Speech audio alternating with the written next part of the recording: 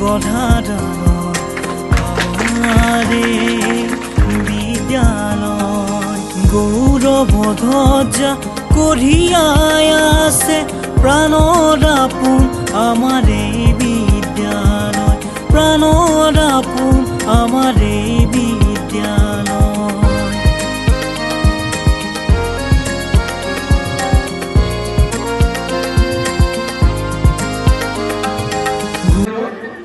বাইদেউৰ নিজৰ প্ৰচেষ্টাৰে গীত ৰচনা কৰি গুৰু কৰি আমাৰ মাজত দিছে গতিকে বাইদেউক একাধিক প্ৰদান গামোচাৰে আমাৰ বিদ্যালয়ৰ শিক্ষয়িত্ৰী